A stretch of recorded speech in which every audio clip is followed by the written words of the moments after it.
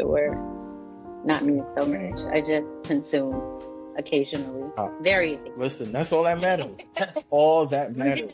That's the listen. That's the only part that you need to succeed with. Right. I'm not so good with Yeah. it now. But yeah. In my days of drinking a little bit more. I mean, moderation is key, so I respect it. I Yeah. respect it. I'm actually having a drink just for today. It's a special occasion for a chat. I think that's the perfect way. I think that's the perfect way to start this conversation. Right there, special occasion. It is. So let's go ahead and get this started with. I typically start. I don't know if you listen to any of the episodes. It's totally fine if you don't. But I typically start with where I know my guest from. We obviously have a mutual friend, which is Aura. Yeah. I don't even think she knows that, which is funny enough. I don't think she I have does no either. reason. I have no reason to bring you up in a conversation with her. And it's not like her and I speak on a consistent basis. It's always been sparingly here and there. Yeah. But we have a mutual friend.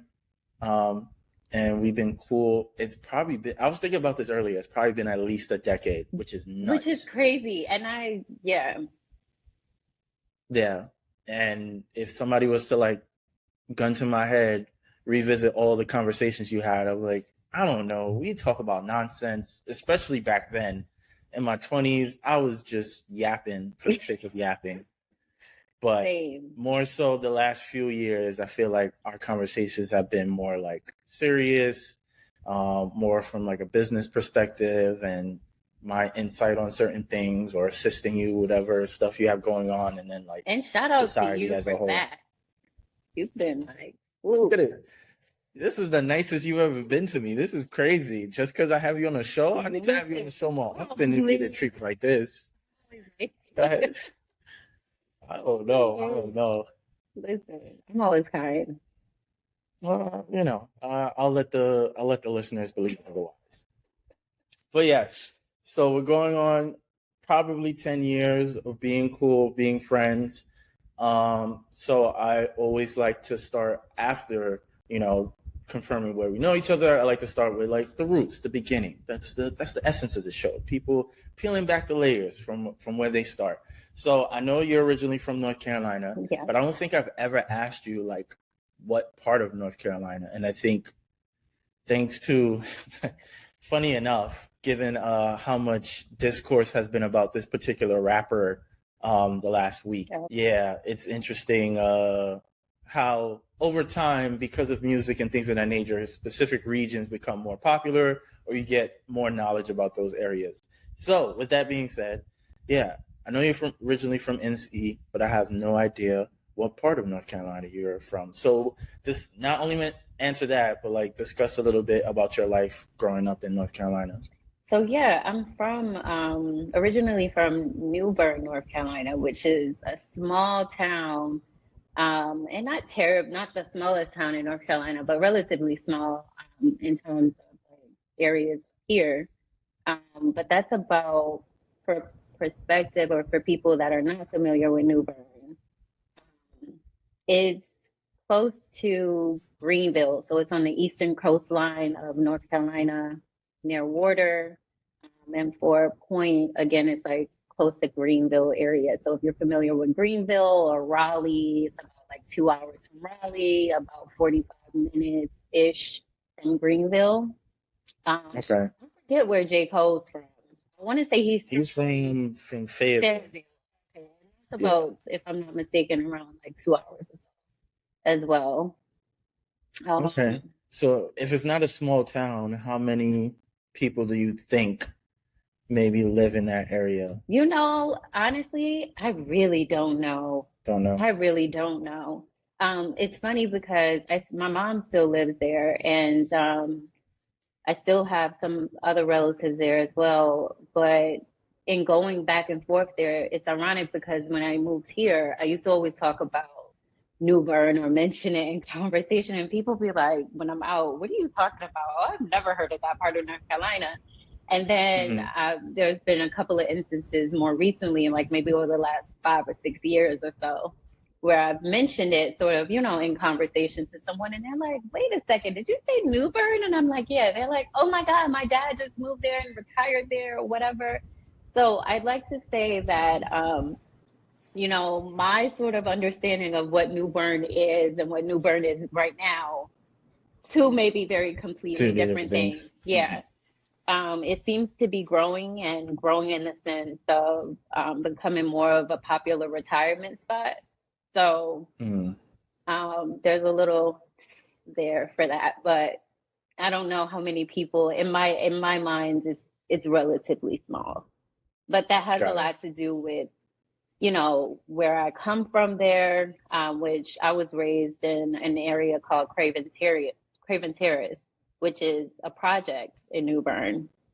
There's actually the Craven Terrace side and then a Trent Court side. Trent Court side is like literally right off the water, but that sort of, it's still physically there, but I don't think people live in it now because they may be doing like a gentrification of that area right now. Got you. But yeah, that's pretty much where I've grown up until I was about 12 or so, and then I moved around a bit. I was in Norfolk, Virginia, for about a year for sixth grade, and then I came here to Stamford, Connecticut, which is where I am and where I've pretty much been sort of after that. Okay. I didn't know you went to Virginia, and I didn't know you've been up here since like, what is that, 13, 14, 15? Maybe 14, yeah. 14? Yep. Sheesh. That's kind of crazy. Yeah, North Carolina is definitely more of a hot spot now. I think one of my homeboys actually moved to North Carolina, and actually another podcast friend that I have is originally from North Carolina, but she lives in Brooklyn now. I don't know how, I think she's been in New York for at least like probably 5 to 7 years now. But yeah, North Carolina, I know, is like one of those areas that you're getting a lot of people from upstate, specifically New York, moving down to because it's supposed to be more cost effective or having more space. But with that, that means prices are rising and things of that nature. So I know for the people that are in North Carolina, they're not too fond of New Yorkers, which I don't blame them. I do not blame them at all. Tri-state area is always coming shaking shit up a little bit. Man. Which just isn't fun. But yeah, it's a beautiful place. It has a lot of culture and stuff like that in terms of Southern culture, in my opinion, or at least from my perspective, I would like to say. Got you. But yeah, it's nice. Got you. So obviously we know each other to a certain extent. So there's things you've shared in discussion with that in conversations that we've had in the past. But I know that, during your teenage years, you had a bit of a rebellious time and was being a little bit more outside than most people should. Let me not even say most people should. I think when we are teenagers, we tend to rebel by nature because we start to develop a certain identity. But sometimes it could be a bit misguided because obviously we don't know any better. So why do you feel as though at that time, maybe your environment had more impact on you than it probably should have? Well, because we have there's like kids who's like outside and they're just observant, and there's like, oh, okay, I see what's going on, but I don't participate. Then you do have kids who do participate. I don't know where you fall in that sort of like spectrum, but like talk to me a little bit about how your environment played a factor in your rebellious years. Well, there's a lot of different reasons why. I mean, let's start with the commentary that hindsight is 2020. So we'll start there. I'm speaking from a perspective where my eyesight is a little bit more clearer now. But I think looking back, if I'm to make sort of or take a synopsis of why things were the way that they were, it was a lot of little different reasons why, right? You have familial reasons why, meaning, family dynamics and the whole project environment type of thing that's going on. And though I was raised in a project, I still came from a family of substance, right? They were very big on upbringing and, you know, how you sort of navigate and integrate in the world, so to speak, right? It's a family of values still, but with that comes a certain level of expectation in terms of, you know, how you perform and, you know, the things that you get into and things like that. And sort of like back in those days, I would say it was like more of an unspoken thing, right? And they expected you, like, you do as you're told, and I don't need to give you 100 reasons why you don't do that, right? You just don't do what I said don't do, right? So there's that perspective, and just being curious about how other people may have had more freedom than me at certain times and different things like that. So when you get a little taste of the outside world and that freedom, you know, you want to navigate. It's a lot of curiosity. It's a lot of, you know, exterior influence in terms of I've aligned myself around that time, you know, with friends that were a little bit more out there than me. I was a lot more coy back then and definitely impressionable to a certain degree, but I still had a high level of curiosity, I would say, you know, for a variety of different reasons. But you know, curiosity always kills the cat, they say. And it's one of those things where it's like, yo, when I was outside, I was outside. You know what I'm saying? I was all the way outside. I was up here with my cousin Danielle. And a lot of people don't know this about me. You know, when I moved to Connecticut, I had come here to visit for a summer. Another summer, I was coming to see my cousin. And that was like a common thing. And you know, I was coming out here to hang with my cousin, and she was pretty much like, she's not an only kid, but she was kind of like an only kid in that she was living with her dad, who is my uncle. And at that time, you know, I was like, oh my God, I don't want to go back to North Carolina. Like the summer was just so good. We came up with a whole plan and was like, can I stay for the school year? Like I promise I'm going to just be this high performer and good kid. And, you know, it's just going to be me and my cousin Dinky. And you know, me and Dinky, we ripped and ran together. He ended up letting me stay for the school year and beyond that.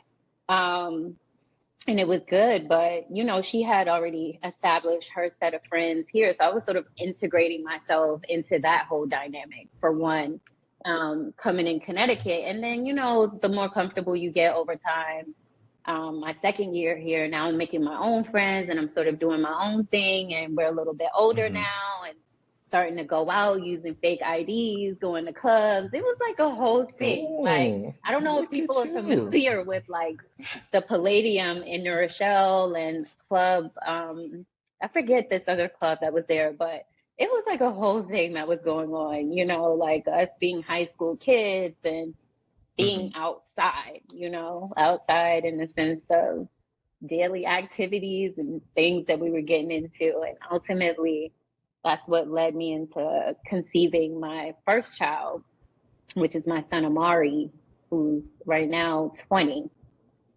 Okay. Yeah. I was gonna segue into that, but I was like, when you said the word curiosity, I was like, it got you so curious where things a little bit too curious. Listen, curiosity is something else, isn't it? Listen, I'll be trying to mind my business. That's the way I stay safe. That's the way I stay safe.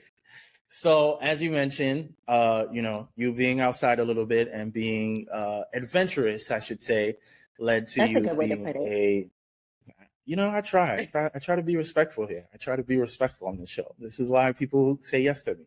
But yes, as you mentioned, it led to you becoming a teen mom. So what was like your immediate reaction? And was there any point where you were like, this is probably not something I want to move forward with, but obviously you did?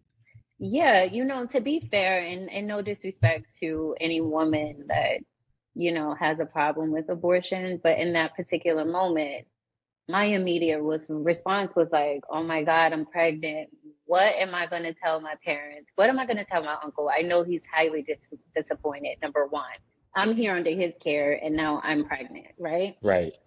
And it's one thing if you're dealing with things like that with your own kid, but if it's someone else's kid and you're overseeing sort of their trajectory, it's like really a bad thing, right? And again, hindsight's 2020. So my dear uncle, I'm so sorry. But, you know, to be fair, my immediate personal response was like, what? No, oh my God, I'm going to get rid of it. And just so happened that, you know, my cousin had found out, told my uncle, I believe, and then my uncle told my mom. It was like a whole thing. Bunch of And snitching. man, listen, and it was just like, yo, she's pregnant. And the first call that I got was my mom, like, oh, I heard that you're pregnant. I said, oh my God, wait a second. Like, no, I am pregnant, but mom, gonna get rid of it. Right. And she was like, no, you weren't. My mom was heavy into church then. And it was not a my body, my choice. It was you, okay, you pregnant, you in Connecticut, tomorrow you'll be in North Carolina. And so at that point, I actually had gone back to North Carolina. I literally had gotten home from being out, and my uncle had my shit packed up, ready to go in the car, drove me back to North Carolina. And in North Carolina, I stayed until I gave birth.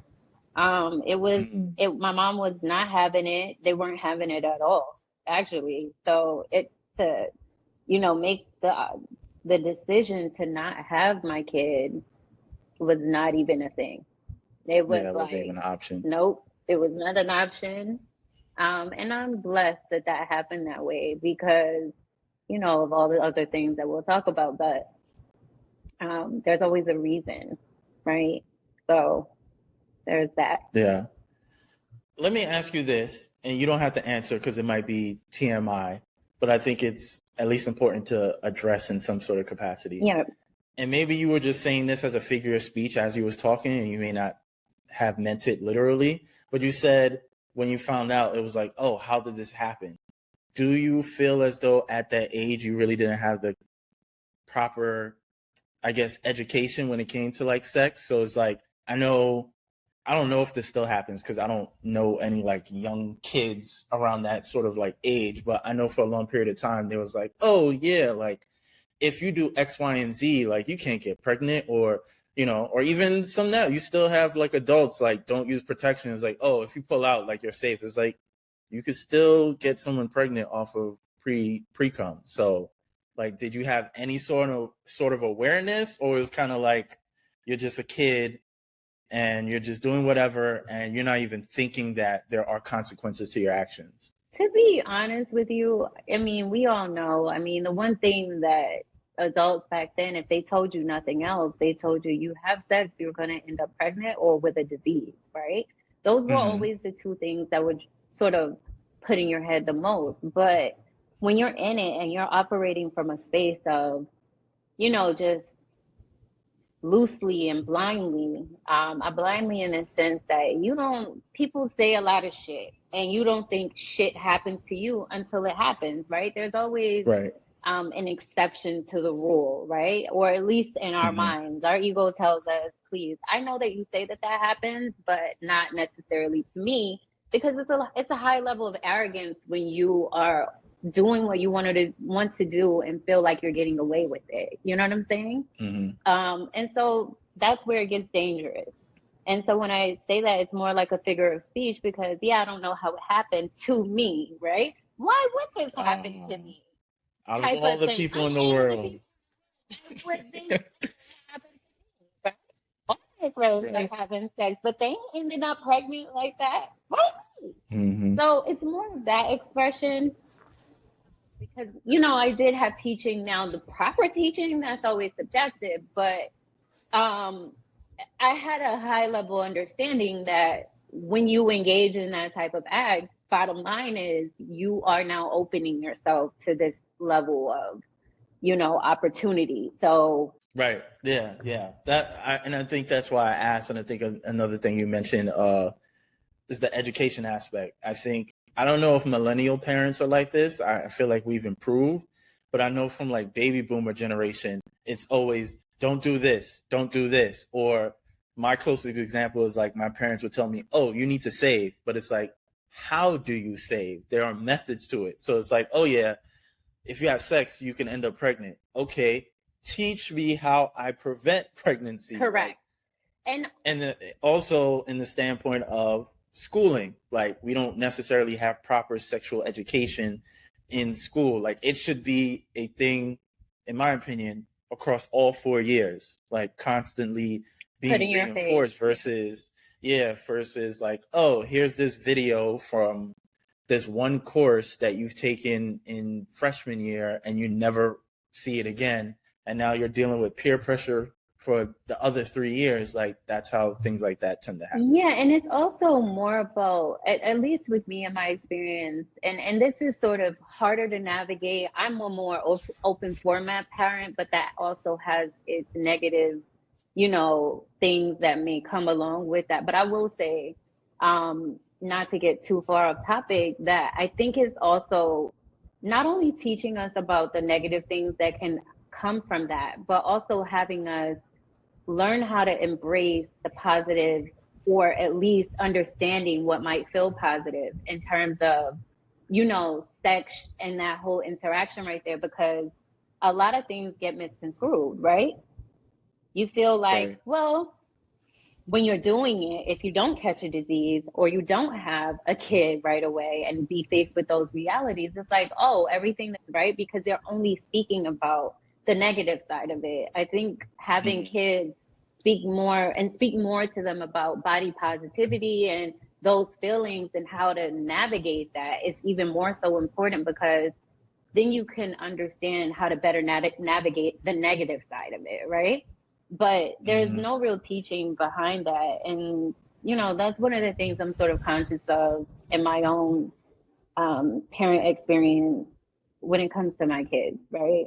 I'm very open with them, and have been at very early ages, sort of forcibly, due to sex education in public schools and things like that, where they start talking to kids about sex and gender at like fifth grade, if I'm not mistaken. It's interesting, but yeah, I think there's two parts to that conversation that should happen, and it's not only just opening the window for, oh, you could get pregnant, and oh, you can get a disease, and oh, whatever. There's a lot of different things that sort of transpires in that, and Right. you need to Yeah, know. I think there's way too much of a, at least from a, maybe some, depending on the parent and like from a educational standpoint in schools, there's way too much of a focus on like action A leads to action B, but it's like, There's what about the so emotional many aspect of things that things? happen in between that, Yeah, right?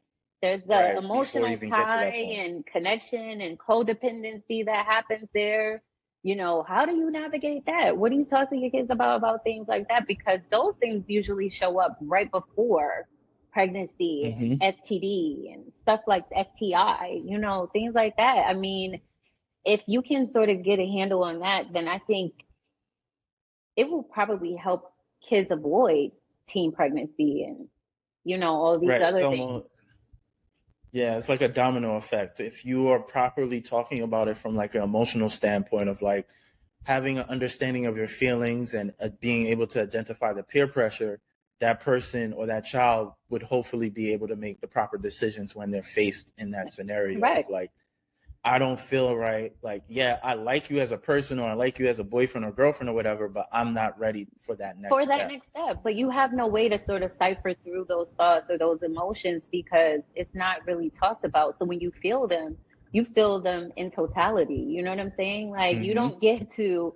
sort of put things in proper perspective. It's just, I'm rolling with it. And I know that whatever I'm rolling with is different from what they said I should feel like. So I should be in the right spot. And it doesn't mean that, Right. right? Doesn't Right. always mean that.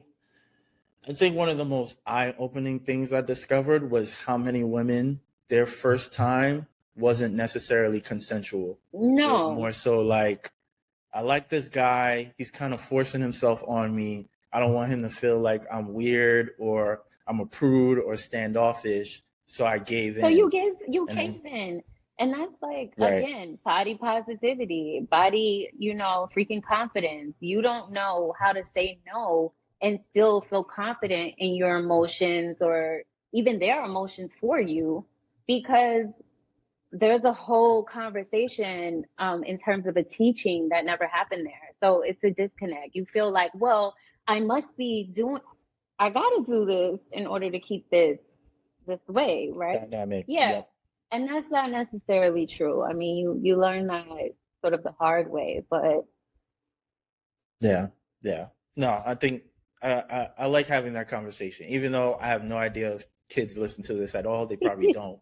But I think it's still important for anybody that's probably a parent, because I think sometimes we take a lot of our teachings from, our own parents or other people that are older than us, and a lot of those teachings aren't necessarily negative, but not necessarily as effective as we think they should be. yeah. But moving on, well, not moving on, but next question I have for you is like, what were, your hardest battles as a teen mom? Like, how did you balance being a mom and then still going to school? How did you balance motherhood and your social life? Because you're 14, 15 years old, like you still want to be running around outside doing X, Y, and Z, but you can't.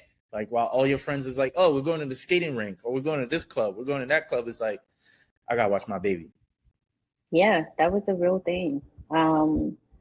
Navigating teenage pregnancy, I'm like so much in a space where I would love to tell everyone that's a teenager, think twice. I'm not saying that it's not for everyone, but I don't Mm-hmm. think that everyone that steps into that space is always ready for it, right?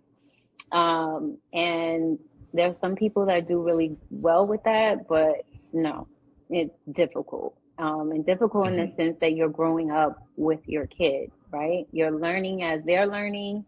And it is hard to navigate. I actually dropped out of school. So as a Mm-hmm. result of teen pregnancy, I didn't finish high school the traditional way. I actually got my GED around 21. I Mm-hmm. had been partying and doing all this stuff, and not that I didn't want to, but I'd been in a position, right? I was transferring. I was a transferring student from Stamford, Connecticut, going back to North Carolina. And so when I went to North Carolina to get into my 10th grade, finish my 10th grade year, it was like, no, you got to go back a grade level. And I just wasn't in a position to be able to accept that, right? I can't go backwards. I'm now in this position. I'm having a kid. I can't go back Right. a whole grade level or two, whatever it was at that time. And so, Mm-hmm.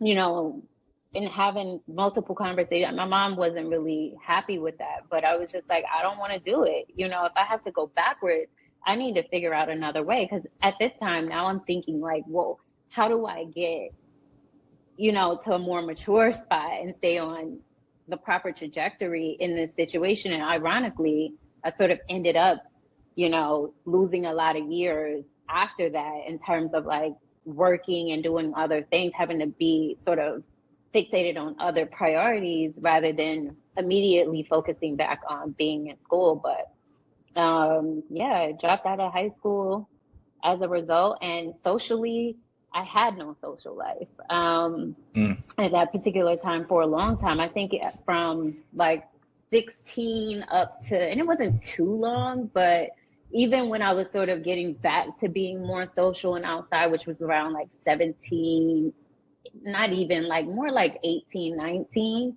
it came with a Mm-hmm. lot of stipulations. Like you got to find a babysitter to do anything you want to do. You have to make sure that, hey, you going out, you chilling with your friends, you drinking and smoking or whatever it is that you may be engaging in. It's like time. You can't be out here Yeah, getting you gotta fucked up. get You that got to home. be up in the morning with your kid doing what you need to do. And, that was difficult because while everyone else had this freedom, um, I did not. And that happened. That's sort of a thing that sort of carried on with me for many years, even beyond that. Because being a teen mom obviously meant that I was stepping into, more of my adult years, also being the friend with kids because all my other friends don't or didn't have kids, right? Right. Up until a certain point. So I was always sort of over here. I always had like, hey, I gotta I was get gonna back. that, and yeah, I was gonna ask you that. Was like, how did your peers around you start to like treat you differently? Like, how people will have like, I don't want to call it a microaggression, but I don't know what's the proper term. But it's like, oh, that's Kayla, but we're not going to invite her because she got a kid to worry about, or we're not going to include her in certain stuff because she got other stuff going on. Did you ever Nah, feel that sort of sentiment? not really. I mean, there were times where I felt like that, but again, that was more a me thing, less of something external, in terms of other people. For the most part, I actually have very supportive friends around me. Like, in fact, most of my friends, one of my good friends, we're not really friends the way that we were back then, but my friend Latifa, like she was a great support system for me. Like her family and all that stuff. Like I had really good friends in terms of that. Like if I didn't have a babysitter, they'd be like, "Hey, mom, can Kayla bring the baby?" So it would be like, one of those types of scenarios. And I think I navigated as well as I could. And I think a lot of people that know me or have known me during those times would say this girl kind of didn't miss a beat for real. Like, not in a completely negative way, but in a way where it was like, for the most part, I think I kept a fair balance. You know what I'm saying? Fair enough, considering that I had a kid and then leading up to having two kids. That's what's up. That's what's up. I think it's so important, and I think people mentioned it before. Of like, it takes a village to raise a child. So I think a lot of times people kind of forget that concept, or let me not say, I would say millennials specifically forget that concept, and they feel as though it's something they should do, and maybe that's like on the byproduct of like baby boomers and how they feel and their own like bouts with like mortality and how they view the world. Because I definitely, it was like my father's birthday, so I was at his house, and he just randomly just like, "Yo, how old are you again?" I'm like, 37. He was like, "Yo, you should be having a kid." He didn't say you should be finding a person To that have you a love kid. and care for to have a kid with. It's no, you should have a kid. And you know what was crazy? The only reasoning for that conversation was because I don't know. Maybe he's thinking about his own mortality because it was his birthday. But like my grandmother, and I think I brought it up on my show previously. My grandmother's been dealing with dementia, so he's visibly seeing somebody who needs like 24/7 support. Yeah. And so in his head, he thinks, well, you should have a kid because when you're old, you got somebody that's going to take care of you. And it's like, He has a fair I point, don't. though. Yes, but no, because not everything is something a child will be able to handle. Like, thankfully, my grandmother's in a condition where now she's in a condition where it's like a bit manageable, where it's like, okay, all you got to do is just make sure that she's eating and that she's going to like clean herself up. Versus last year when things were a little bit more severe, it was like, no, you got to keep an eye on her because she will try to leave the house Oh, okay. unattended. Yeah. And like, I don't know. I don't know. For me, I don't know if I'm at that age and my parents are in that similar situation. I don't know if it's a situation where it's like, yeah, I'm going to watch them or I'm going to have to put them in a home because like I still have responsibilities. I still have my own life to take care of. Like, but I also understand the standpoint of like, if I put my parent in a home, like depending on where it is, it also might be like a death sentence. Yeah, it is. I mean, I think that's the beauty in having kids, right? I've found a lot of beauty in it, even though it's tough and it's still very rough. Raising kids, being young, and all that. But there's the beauty and essence in it, that in that sense right there, right? You always have the family that you created, one, because the Mm-hmm. family that you were born into is not always family. But you have Right. the opportunity to sort of set a new tone with your kids, right? In a sense. And that don't always work out as perfectly or as beautifully as you imagine it.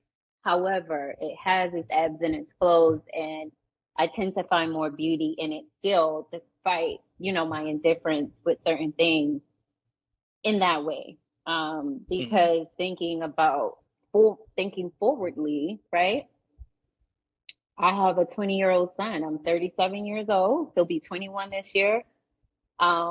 He's now creating a life of his own and stuff like that. But I know that at some point in life, or at least it's my hope, desire, sort of faith-based thing, that, if I need him a certain way, I will have him and I'll also have my daughter. I mean, at least you have those things as sort of like an impeding option, right? To not have that is just, I couldn't imagine it. But again, my perspective is much different because shit, I couldn't even, thinking about being an empty nester right now is stressful as hell because I've had kids my whole life. I've always had the responsibility of taking care of something or someone. So thinking about not having that is sort of like weird to me. However, those are sort of my thoughts on the advantage of it. And I do, to your father's point, that's one of the beautiful things is that when you're coming to the point where you may succumb to your own life, at least you have, your legacy to leave behind, and you have those people that you created or brought into this world to sort of tend you through that. Because there's no care like the care of your kid, like the care of your own family. Like I grew up in a family dynamic, not to cut you off, where my great grandparents were, alive when I had my son. So think about that. When I had my son, my great grandparents were still here. They died shortly after that. Both of them, they died like a month apart. But throughout the tenure of their old age, my grandmother and her sister pretty much spent their day and night taking care of them every day. It's like a non-negotiable. We won't work to make sure that they're good. And I think that there's a lot of beauty in that. Because to your point earlier, like we do live in a society where the community or the village doesn't really exist. And that's the part of things that I feel like this society is really missing. I agree. Because I think you definitely it's a 24/7 job. Yeah. And the way capitalism works, we can't really devote that 24/7. So you need that support. Generation has been so money motivated because we've experienced lack and scarcity in such ways that we don't have, our sort of way of winning is to win first. You didn't have to have friends on the outside. Your family was literally your first friend. These days, they have sort of a different thing. And I mean, there's positive things to that too, because I get it, experience brings all this change. But there's a lot of, things that get lost, important things that get lost in translation in that way. Right. We're losing recipes. As they say. We're losing recipes. We lose a lot of different things. And I don't feel like family feels the same. So I'll say that. And I mean, this is just a hypothetical question. You don't have to answer. I'm throwing it out there to whoever's listening. I feel, as you're saying that, I agree with you, first off. But I feel like it's not necessarily our fault. I feel like it's capitalism in America specifically that created that sort of like downward spiral. Or not, I don't even want to call it a downward spiral, but has created like this generation of people where the family dynamic is kind of like separated because things have become so tough. Like people have become hypersensitive to trying to make money and trying to make ends meet. So it's like, I don't have time for connection because I have real life priorities, especially if you're talking about people who live in the tri-state area. Like we've had our conversations about how expensive things are. Like last thing I'm thinking about is family get together when I got these bills that need to get paid. Yeah. I'm trying to remember what it was I was going to say before. I was going to say jokingly, the legacy talk. I don't necessarily subscribe to the legacy talk, which is just me. I understand it and I respect it for those who participate. And it's like, yes, your child is a portion of your legacy or whatever. My response to like women were like, oh, why you don't want no kids? What about your legacy? I was like, serial killers have parents too. Like I can't guarantee that my kid. Hey, no. I can't. You know what? I can't guarantee, even not to the extreme of serial killer, but you can't guarantee how your child would operate. Listen, actually, I won't mention that. Don't operate but you the can't way that I want them to. But hey, that's life. Right. It's called rite of passage, Stephen. But the beauty in that still is they have a piece of you. Somewhere in all the chaos, Listen, there's still a little bit of Stephen. I'm not gonna be here, so it's not even gonna matter. Because that's the importance of legacy. When you're gone, how will you be remembered? And trust me. Who's to say I'll be remembered? You will. Please. Those are your kids. I mean, I feel like yes. Death brings a lot of perspective, man. You have no idea.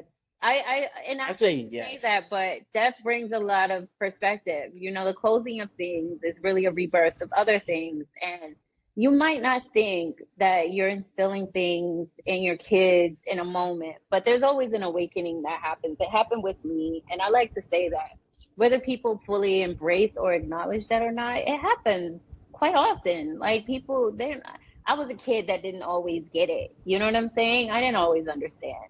Today, I understand a little bit more, and I'm pretty sure I'll understand a little bit more 10 years from now. But that's why I say hindsight is 2020. So I like to say, you know, as kids age, you know, all these tough lessons and things that might be sort of roadblocks in the middle of things, they start to make their way through, right? Things starts to clear up and they learn. And whether they still end up in whatever spot, you got to let go of whatever your ideas about what people should be, right? Because as parents, that's one of the hardest things. You know, we create a vision for ourselves and our kids. That's been one of my toughest lessons these last maybe 3 years or so. And it's difficult in terms of in practice, right? And life practice to really embrace that. But I think that once you let that aspect of it go and you really just deal with the beauty of you created this person and they are a part of you and you just really... I believe you. I'll take that as that answer for now. I'm still going with the, you know, serial killers have parents line. I mean, they do. And it doesn't mean that their parents were bad people. They were probably very beautiful people. Right. So it's like I don't look at my legacy in that aspect. If somebody asks me about legacy, I'm more so in my opinion, I feel like my purpose in life is to have impact on the people that I interact with, and hopefully they become better people in some sort of capacity and pass that on to somebody else. Yes. I'm not worried about whether if I raise a kid, I hope the kid grows up to be a certain way and they do that for me. It's like I could do that for myself right now. Like that's my legacy. The key right now. I jokingly tell certain people, it was like, if I pass way too soon, and maybe I should even speak about this because I feel like celebrities who talk about their death actually end up dying early. But I tell people, I tell specific women, if I pass too soon, just make sure you cry enough at my funeral where it makes it seem like something was going on. Oh my! That's all I ask for. That's my legacy. Let's move on. You already knew what you signed up for. Kayla. Let's move on. And I'm kind of jumping here, but I'm gonna then jump back. But I'm kind of jumping forward a little bit. You've been married for about 2+ years right now, and my specific question for you: there's always this idea or this concept of people who get married. This is now the next stage of their existence or the relationship per se. Thank you. See, you are lying. This is why we cool. So I would always hear that. And in my head, I'm like, that don't make sense to me. I don't like, even mean that in a negative way. But I feel like my love for somebody wouldn't necessarily change because we're now married because the government said we're married. Not explicitly because we're married. If we're growing in love, because love is a thing that is continuous, right? It is, you know, the constant building and unbreaking of things and building back up and making more beautifully because nothing's perfect, right? When you're in a relationship, when you're in a marriage, this is a work. And that's what a lot of people tend to forget, right? But for me, in my case, the reason why I go and make this space is like, I've had this conversation back and forth many times with a lot of different people because that is the first question when you're married that people ask, right? People want to know, oh, you're married, so how is it? And they ask you in such a way in which it's almost like you're supposed to reach a different pinnacle or something of that nature that is like you know, it's beautiful. Don't get me wrong, right? I married my Right. person. I'm happy with that. Otherwise I wouldn't be here, right? So there's Mm-hmm. that part. But there's no new height that I'm explicitly reaching. And again, I'll say this sort of as a two part to that, because there are some reasons why I feel this way that may be important for people that are listening. But I haven't experienced that. Let's just say that, right? Mm-hmm. So, and the reason being is I've been with my husband, though married 2+ years, um, for 10, 11 years. We've had a Mm-hmm. very long relationship. I've been with him since I was 26. And that's when we started dating and building this love of ours. And, now here I am 37 and a half and, whatever. That's been a long time. It's, getting married on your 8th year, whatever that is, in a relationship, there's not a lot of new under the sun. And I'm not saying that in a way where it's mundane. I'm saying it in a way where our love for each other is very clear. So there's not a new experience here. It is just really the embracement of all the years that we've experienced together already, right? Mm-hmm. And so I hate that question with a passion for that, because I really don't know. And to be fair, I will say it, I'll add another sort of note to that. And because I feel that a lot of people, when they are asking you this, I don't feel like they're asking you from a place of really wanting to know necessarily the positive, and not saying like they're looking for a negative, but it's almost as if people always have a negative, and I'll just tell you why. When you talk to married people, and ironically other married people, and tell them that you're getting married, it's, oh, you getting married? I wouldn't do that shit. I wouldn't get married again. Like, what kind of shit is that? You know what I'm saying? So I feel like when people ask you the question of how is it, it's because you have so many people telling them the negative of marriage, right? So they're almost looking for you to give them, sort of an Some sort of experience that would validation. deter them from the concept or idea of it. And I'm not here to do Mm-hmm. that for you. I'm sorry. A relationship, whether it's a marriage or a relationship or a friendship or a family ship, they all take work. And no one day is going to be like the Instagram videos and photos. It's not real, right? Mm-hmm. Relationships take time, they take patience, and they take real effort. Yeah, I don't like that question because I feel like it's not the most positive question. And I blame married people for that. First, critiquing my question, crazy. Never allowed on the show again. Secondly, I what hope you I said answered is your very question. yes, you did. You did a great job. This is exactly why I wanted you on the show. Secondly, I agree with everything you're saying, because I never understood that concept as well of like, why would, because now, according to the government, we're married, like, why would my love change for this person? Like, yes, it grows to a certain standpoint, but that's going to happen naturally whether we are married or not. It I would think happen. one of the most profound statements that I've ever heard, and this all happened by mistake. I remember this had to be at least over 10 years ago. I ran into one of my longtime friends. Shout out to Antoine. Ran into one of my longtime friends. We happened to catch the same train together somewhere in the city. End up having a conversation like we normally do. Then he starts talking about, I think it was his girl at the time. Now they're married. And he was like, yo, and at the time, they probably been together for at least like, I don't know, 6, 7 years. Who knows? And I remember him telling me like, yeah, like every day I learn something new about my girl. And I'm Yo, like, that's great. And in my head, I'm like, yo, that's crazy to me. And it's like, that's essentially the foundation of any sort of relationship. You're constantly growing, not only as an individual, because you have your own experiences outside of ding the dong. couple dynamic, but you also grow within the couple dynamic as well. So there's so much. And then you add on the other stuff, like whether you have kids, if you own a home together, if you start businesses together, like other things that may happen. Somebody may have a medical condition, like all these different things that happen to us naturally. Like These are all things that can happen whether you're married or not.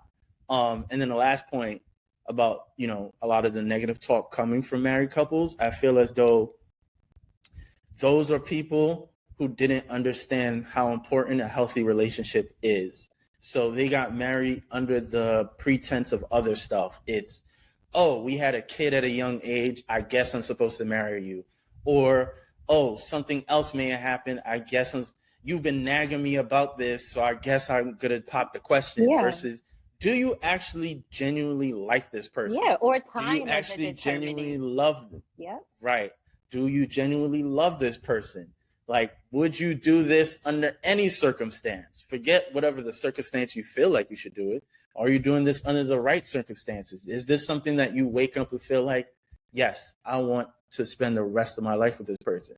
A lot of unhappy people are married because they married under the wrong pretense. I agree, because and that's sort of a good point to bring up, because that's usually my response. I've had this conversation with a few people as well as with my husband, and I feel like one of the things that I take away from a lot of people in relationships, whether married or not, but more specifically in individuals that are married, is usually the issue or problem that they have with someone is the undertone or sort of the foundation of what's happening was existing before marriage occurred, right? So it's unfair to give the synopsis of marriage being bad. The relationship was bad from the start, right? Because I can tell you that issues that exist in my marriage right now, they existed before we were married, right? There is nothing new under the sun happening here right now. Now, if you are waking up and you're meeting someone totally different than who you met, right, that's different. But even that is sort of subjective, because think about it. People grow, to your point. People change. And yeah, I may wake up one day and be someone totally different. But it's a line of communication that needs to happen in the course of that. And it has to be a level of receptiveness too. But I don't think people literally wake up with a new problem. I think whatever the problems are in the marriage were somewhat existing prior, right? There's not usually a new thing. And if it is a new thing, then I think you didn't fare well in your dating with this person, meaning you didn't date them well enough. You didn't date them intentionally enough. You didn't get to know them, because if you spent time actually knowing them, and sometimes you need a little time to get to know someone. So I won't put a time requisite on that. However, I will say, like, if you took the time to be intentional about getting to know your person, their character, then you know exactly what you're dealing with. But from my experience right now at this point, and from my observations and conversation with other people, I think a lot of issues really are pre-existing issues. They're not really issues that are. If he was cheating, then she was cheating before. You still married him, right? Right. And if she was doing whatever she was doing and not doing X, Y, and Z for you, she likely wasn't like that in the beginning, and you kind of forced her into that, and now you're not happy. So it's a lot of that, and it's unfortunate, but don't blame marriage for that, because marriage isn't the problem. I mean, it's the relationship building that's the issue. It's not marriage. It's dating. Yes. Yeah. If I could get up right now, I would give you a standing ovation. I would give you a standing ovation. I align with everything that you're saying. But let's jump back a little bit here. Obviously, I know that you are now been in law for 14 plus years now. So was that something that you've always maybe have been passionate about? Like, were you one of those types of like, oh yeah, when I grow up, I'm gonna be a lawyer? Or was it more so like maybe it was a situation where it's like, okay, I know I have a child, like I need to pursue something that has, some sort of stability, security, financial, whatever gains, whatever the case is. So what was it that made you pursue law? So in all fairness, or maybe you just stumbled upon it. I did. So I finished my GED, and my friend Latifah actually used to help me grow. Not grow, but this girl used to help me literally build my resume. So at the time I was doing like temp positions and all this stuff or whatever. I had ended up through her referral, because she was working at the hospital in Bridgeport, Connecticut at the time, had took, because I thought I wanted to get into nursing before I landed on legal. I was like, yeah, I'm going to go be a nurse. So she was working at St. Vincent's at the time and had got me into St. Vincent's as a mobile clerk, in open heart and ICU at the time. And I went in, I shadowed, and the purpose of me, let me skip back. The purpose of me agreeing to take that was like, okay, this is your gateway to go be a nurse, right? You can get into this hospital. Hospital will pay for you to go to nursing school because they had a program at the time. Like once you're an employee, they'll pay for you to go to nursing school and all this stuff. So I was like, oh, this is great. I ended up doing shadowing. On my second day, I walked out. Not for me. Oh my God, I can't do it. It's like dead people around. I couldn't do it. So I went back to doing a lot of long-term temp positions. So like medical billing, call center stuff, whatever. I end up getting a full-time job offer at a law firm, a patent and trademark law firm in Stanford. But as a docketing administrator. So for people that don't know what docketing is, it's really just like a record keeper of important dates and sort of legal entries and stuff like that for upcoming cases or matters and legal files. So I got in a position there and I was like, oh, this is great. They're paying me at the time. Like, oh, this is fucking good. Like, I ain't getting hourly. I'm salary now. Like, whatever. And as I was growing into that role, this was probably literally, I had my daughter in 2008. In November of 2008, by March of 2009, I was in this position. And I was like, damn, okay, well, what am I going to do? And I was always thinking about going back to school because I had just gotten my GED at 21, which was right before I had my daughter. And I was just like, okay, I need to figure out what I'm going to do.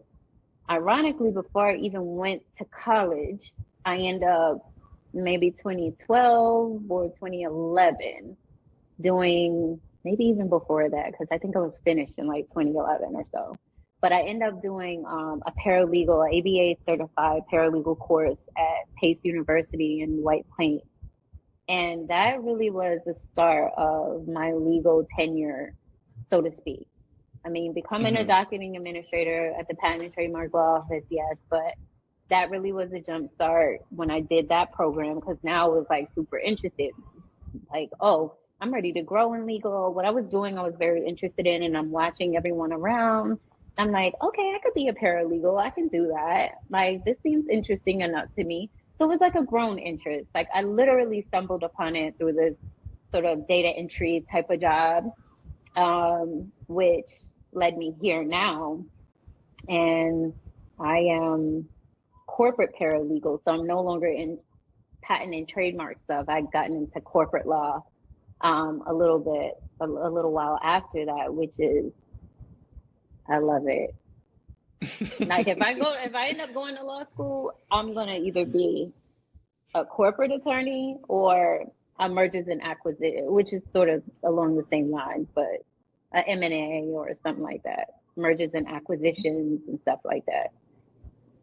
Okay, which is a lot of the work that I do. It's interesting how so many people share like a similar story of like stumbling upon something and then that's where they just take off and just run with it. It was crazy. Which ties into the whole bigger conversation about, forcing kids to make a decision on college at 18 when they don't know nothing about themselves, let alone life.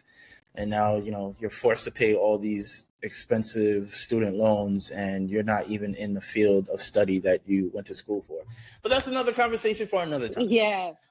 So it's been roughly like 14 plus years. What has been like the highs and lows being in that field being in that industry per se, and like also being sometimes the only black face, I don't know if black face is the right word, the only black person in the room. Because I know, even though it was separate, I worked in a really big law firm in New York City for a short period of time. And like, I never necessarily was treated any type of way, but it's like I was well aware of like some of the things that they participated in terms of like a law firm and like some of the cases they were involved with. And I was like, morally, I could never do this in any capacity, which means if you're fine with it, morally, I feel like something is wrong with you as an individual. But that's just me. I mean, people say that about lawyers all the time, but yeah. We'll talk about that offline. Yeah, well, I mean, to your first question, I mean, I've dealt with a lot of positive and negative, seemingly. So my first position, there was a lot of negative in that, right? I really, everywhere, so full disclosure, most of the places that I work, whether law firm, corporate, meaning public, or whatever, I've been the minority, right? In the sense that either there may be a few other Black people there, but I'm usually in my position almost the only one that's sitting in the room, right? And that, you know, for matter of motivation, for matter of community, meaning professional community, it's really disheartening to see that. Because there are all these people here that's getting paid beautiful salaries.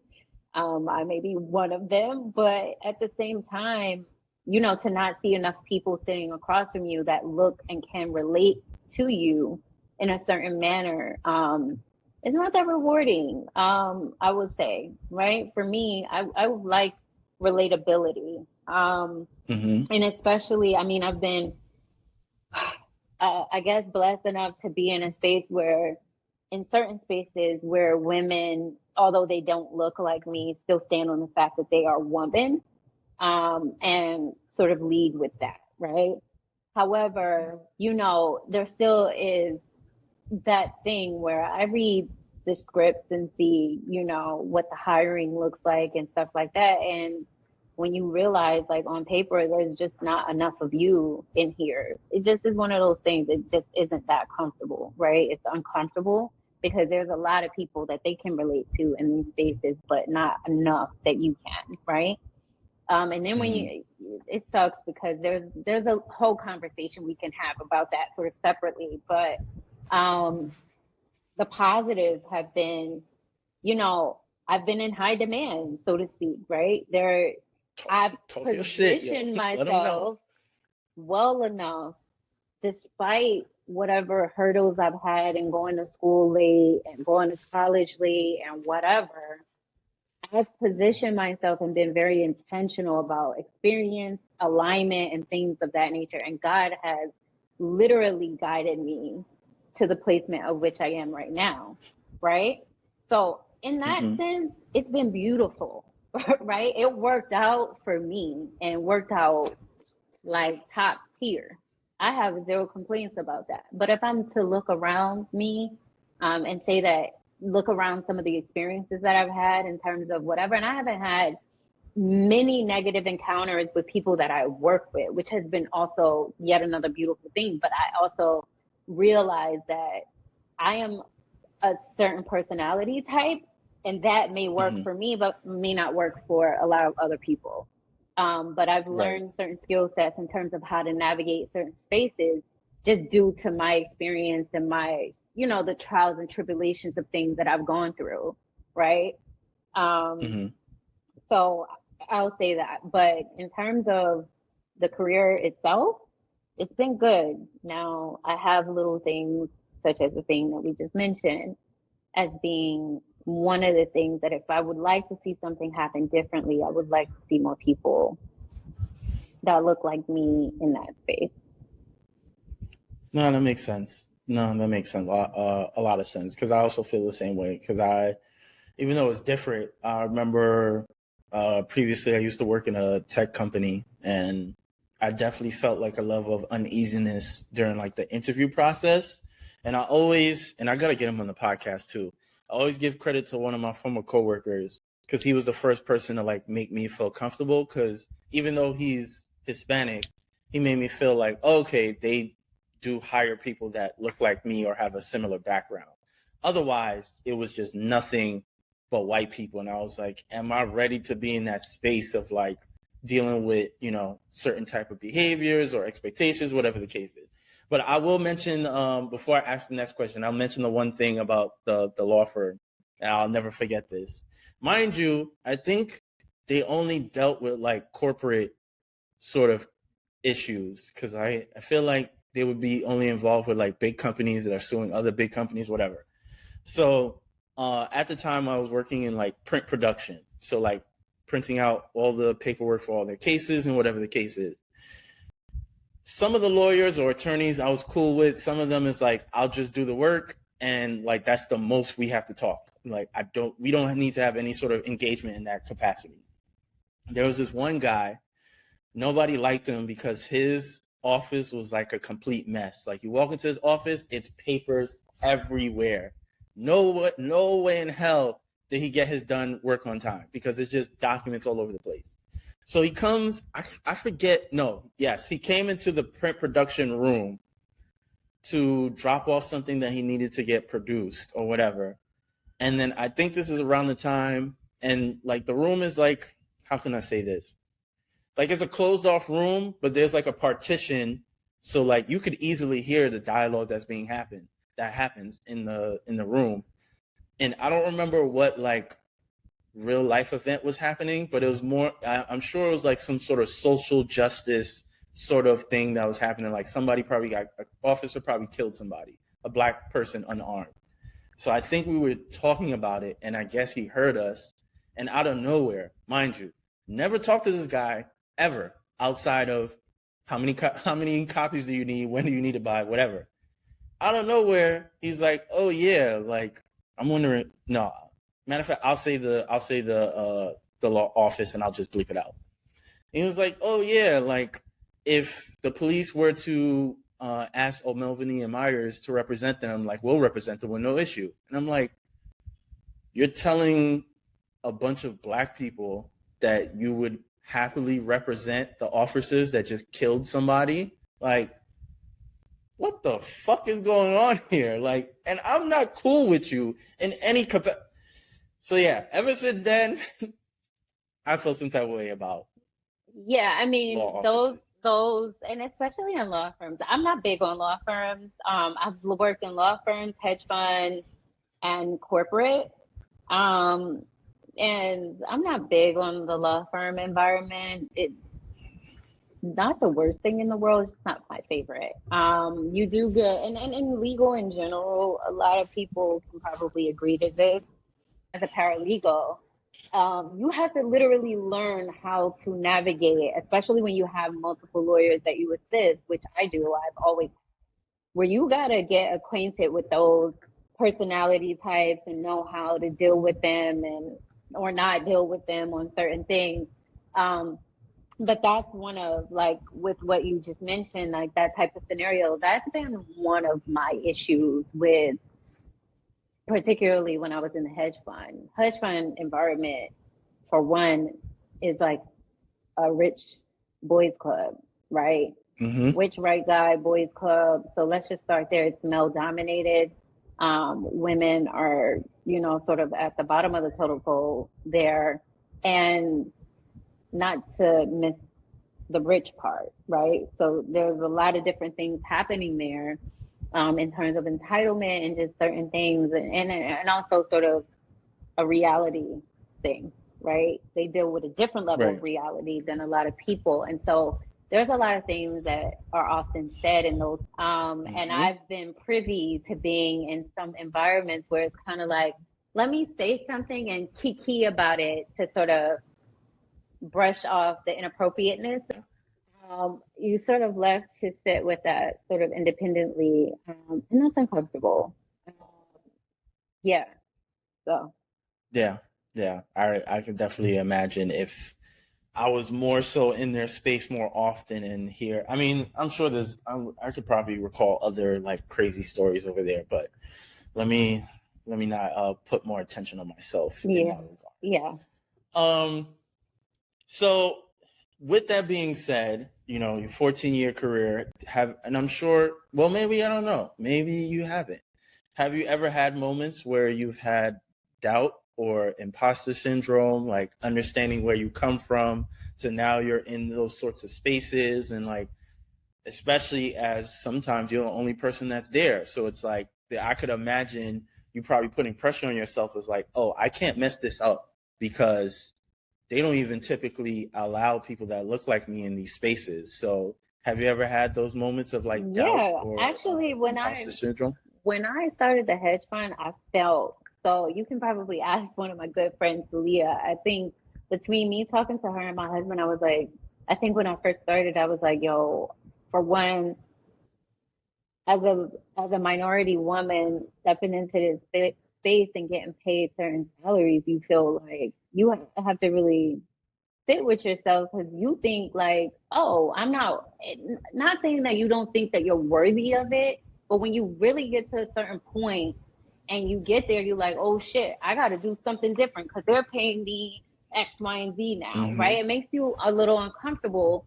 And the more I sort of sat around though, in terms of years after that, and realized like, actually, these motherfuckers that's getting paid like this are really not that much smarter than me, right? And they're not working significantly harder than me. They are just showing up and literally presenting themselves a certain way, right? I'm professional all the time, so there's no need for me to doubt myself. But I did deal with a high level of that. When I was joining a hedge fund, I actually was like rationing, reasoning on the phone with my bestie and with my husband at the time, like, yo, I don't think this is for me. Like, oh shit, my reaction to certain things, and this is stemming from my first law firm job, is like, if I keep one thing that makes me uncomfortable, I'm out, right? That's third me. I am the fuck out of here immediately. Now, and I haven't always moved in that way for real, but that's literally the thing in my mind, right? And I remember being there, and like the first week, I'm like, hell nah. Like, I don't think I could do this. Like, this is unlike what I've done before. I don't think I could do it. And my husband was like, literally, you're just being scared for no reason. Just give it some time, learn, and then see how you feel later. And honestly, I ended up falling in love with the work. It was nothing I couldn't do. It was a bit challenging, yes, but it was nothing that I couldn't do. And whatever I felt was really just tying back to that insecurity of feeling like subconsciously I wasn't good enough, even though I had aligned myself for this very thing, but feeling like I wasn't good enough to be fully in that space, and me needing to figure that out and embrace that versus anything else. Was there anything that you had to do?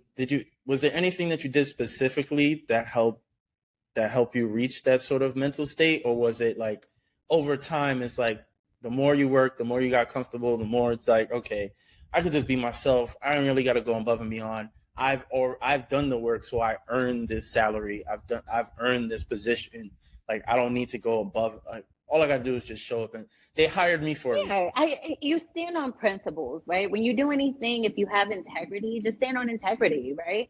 As a person, fuck the job, fuck the pay. As a person, I wouldn't want to be performing in any capacity and not doing my best, right? So stand on that. Right. So when you show up and you know that you're putting your best foot forward, you know that you're doing your best, there's nothing else to worry about, right? You just need to stand on principle.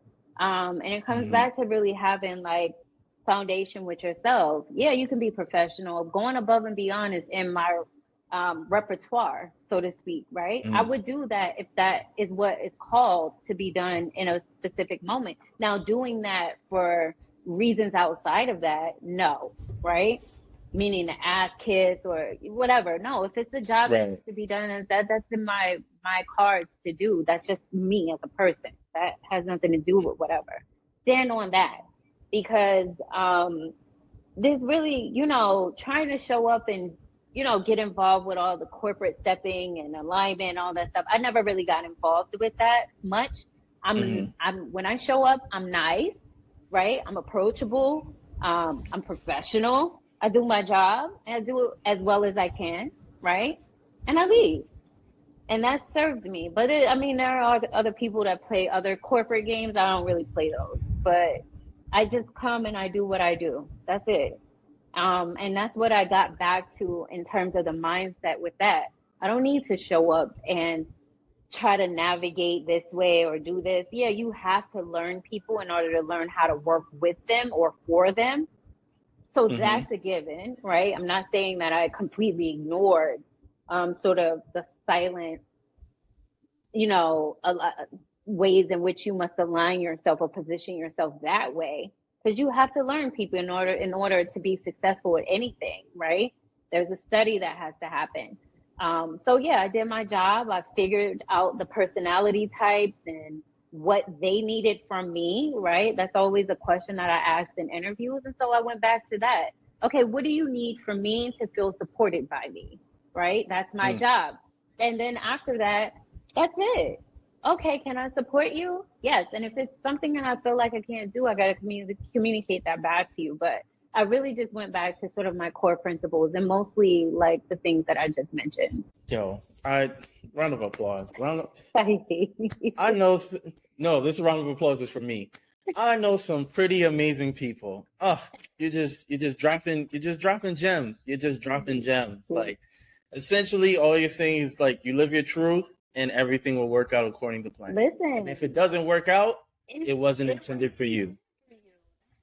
You really got to get back to that. And I feel like, yo, for everything that I did, there were times that I was worried, like, oh shit, okay, well, I'm in college, like, yeah, I'm like 30 something at this point getting my bachelor's degree, right? I got my bachelor's maybe around 31, 32. I graduated with that. I haven't had a bachelor's degree that long. I'm 37. So that's crazy. I think I graduated with that in 2019, whenever that was. Damn, that was relatively it's only like 5 years ago. Sheesh. Life is crazy. Yeah, life is crazy. I don't know. I just feel like the alignment was there. It happened the way that it needs to happen, and for um, anything else that was sort of lost in between that just wasn't me. It wasn't for me. Exactly. That's like I do like I'm not gonna bore you with it, but I do like a weekly ritual to like start my week off, like saging my crib, and I'll speak like positive affirmations or whatever. And I always make sure to whatever it is that I'm asking for, whether it's positive energy, great health, or whatever it is, for it to always come with ease. Because anything for me, I shouldn't necessarily have to not work for it, but essentially not work for it because my future self already has it. Yeah.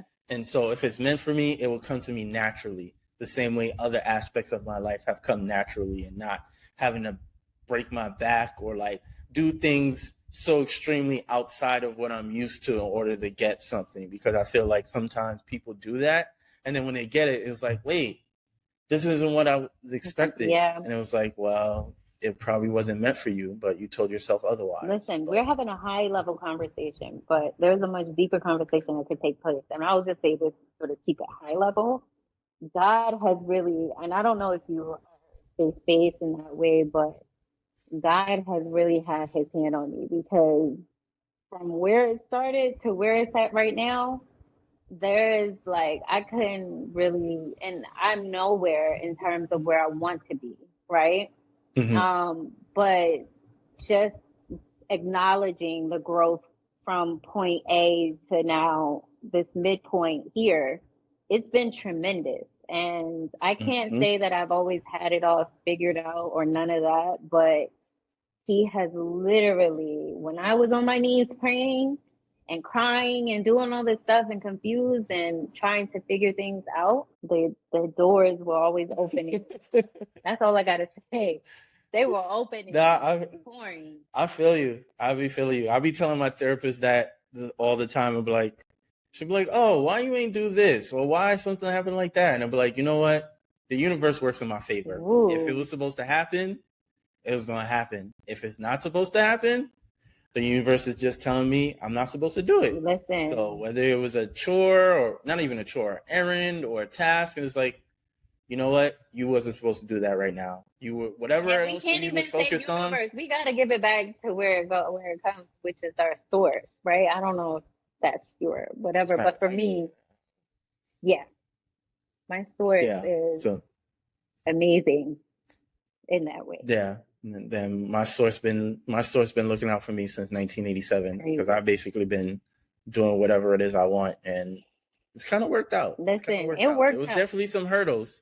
There was some hurdles, but I feel like they were necessary because had I acquired the things that I have now back then, I probably wouldn't have appreciated it as much or take care of it in the manner that I was supposed to. I would have. So that's why I'm grateful for it. No grounding in anything. I've been about 3 different people in my lifetime already. And so I say that it's a bar. Listen, literally, that's how crazy the growth's been, and probably really more than that in terms of my internal growth. But externally, I've gone through like 3 different lives already. And we could tap, in different conversations. Yeah, that's another episode. That's another episode because that's deep. That's deep. Listen, I'm telling you. This picture of what people see is not what it's always been. There's been a long list of things sort of happening in between that. Damn, that is one of the craziest things of like perspective. Is that the right quote I want to use right now? The quote is perspective is reality. I don't even know if that's the right quote I want to use. Anyways, piggybacking, and I hate this word because it's a corporate word now, but piggybacking off what you said in regards to what people see externally, it's crazy the image that people craft of you and your life is a total opposite. And I'll keep this short and then we'll move on because we can go into so many different directions. But for a long period of time, like people would attribute like rich to like my aura or my energy, like, oh, you out here getting money or you out whatever, I guess because of how I carry myself. But if people knew like it's a compliment. How much I had to like I take it as such now, and I speak of it in a more positive light of like when people like talk about me in that sort of aspect when it comes to monetary status, is like yeah, because I want the universe to give me more of that. But it's interesting of like when people would say that back then and they'd be like, yo, if you only knew, I'm just trying to figure this shit out. Like I'm nowhere near what you think I'm earning, but I don't know. So it's interesting when you say that of like people's perspective. But moving on, because we definitely have some stuff that we need to cover. I know we had a conversation about this briefly, so I wanted to bring it up on the pod. But I think you had mentioned like over time, you had saw a reduction of Black men at the executive level. Why do you feel like that's the case? I feel like I have an answer, but like, why do you feel like that's the case? You know what? I feel like it has been the case for several different reasons, right? For one, it's really like the control aspect.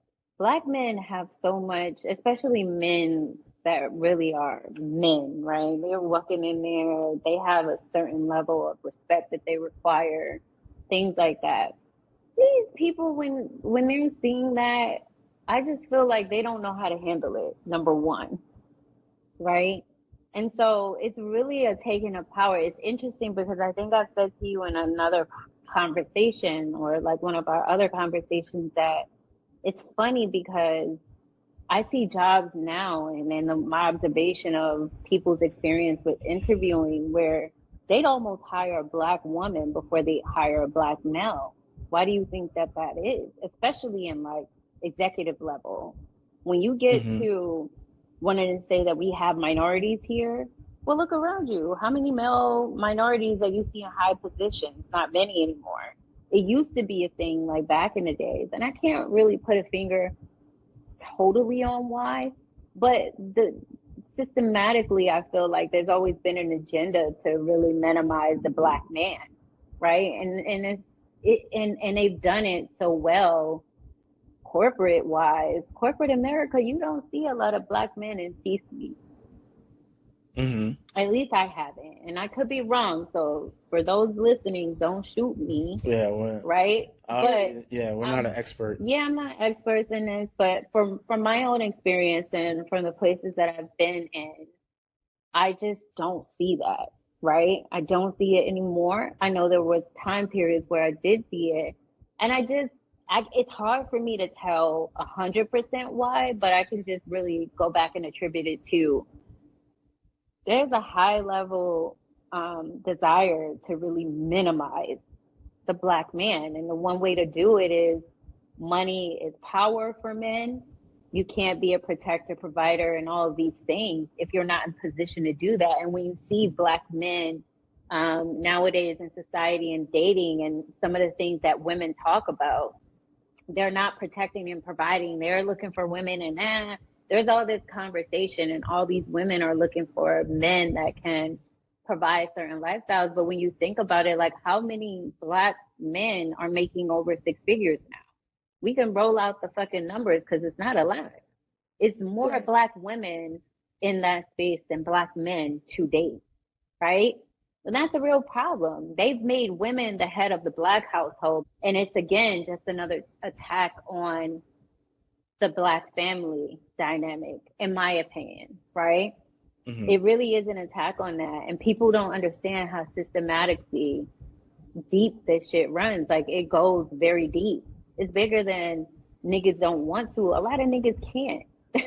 They making $60,000, $70,000 a year, and it's just not enough money. You making 2 times their salary, and they supposed to come in and meet you where you are. They can't do it because they're out. It's not like they don't want to work hard enough. For men that are showing up, for men that are qualified, for men that are doing all the right things, what happens when they walk into the job and they can't get it? And it's no real reason. They'll rather hire your Black ass as, the Black woman as their minority ticket than hire him. What happens? Now you the head of the household because you're the one that's making 120, 150, and your man's making 70K. Right.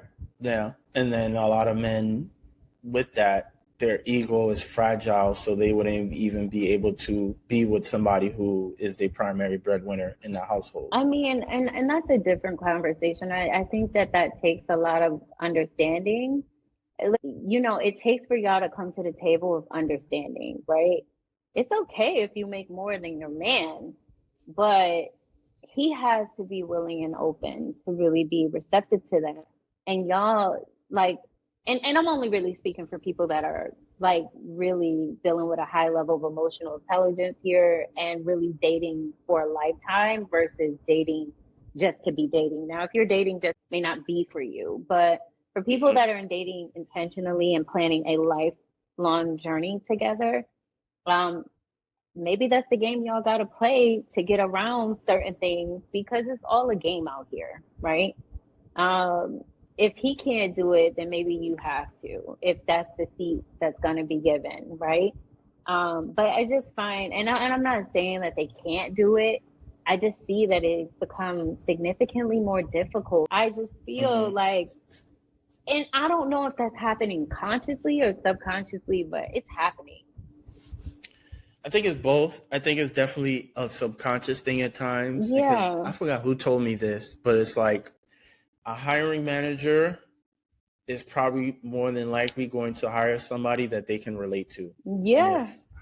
And if most hiring managers are white, they're going to relate to white people. Yeah. So it's not even an inherent racism thing. It's more so, well, I'm looking at this from the standpoint like, yes, you qualify, but how do you fit in our culture? And if your business or industry or whatever is predominantly white, then I'm not going to see how you necessarily fit in our culture because you of our different background. And especially when we're talking about managerial, C-suite, you have a voice, you have ability to make decisions, and important ones.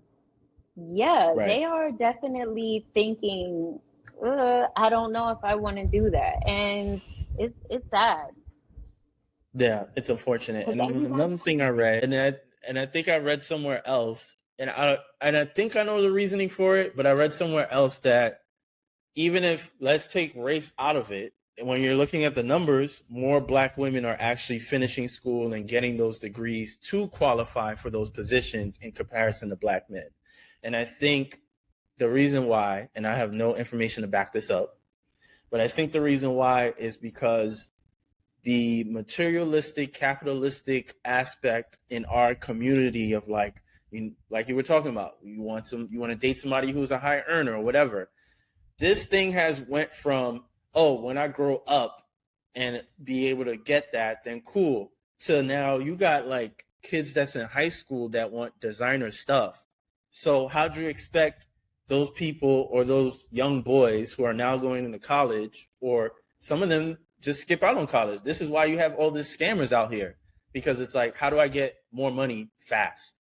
Why would I go to law school for like 5-6 years, put myself in debt for God knows how long, on top of the stress that school brings, then the bar exam, doing all this other stuff to then become, an attorney or whatever the case is. And that's just, one industry, but across all industries, why would I go to school and wait, 6-7 years before I'm really a high earner? And even then, that's not even the case, because you're probably an associate at your level. So you're probably not even making that kind of, you're making more than like the average person, but it's not big time money, especially if you're trying to fit into this cookie cutter ideal that you see on social media of like, yeah, here's a bag this weekend and next weekend, and we're going to this country this month, and next month we're going to that.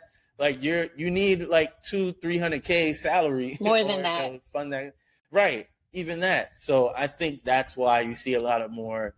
If we're talking about people that live in luxury, is also like one of those things I think we talked about before, where luxury is ever changing for people. Depends on where you are at your point in life, what you consider to be luxury, right? Because luxury on a day-to-day basis for me is like, I'm going grocery shopping and buying the finest food for my family to cook for them, right? That's expensive as fuck. So yeah, for me, I don't see how women in a certain tax bracket are buying Chanel bags every other week or as often anymore. And I used to be more so focused or fixated on that earlier on, but to date, luxury looks a lot different for me. But to your point, I think women are more aggressive for a lot of different reasons, because we've been on the opposite end of it, where we couldn't get work and we couldn't, get the pay that we felt like we desired. We were always outnumbered and sort of overlooked too.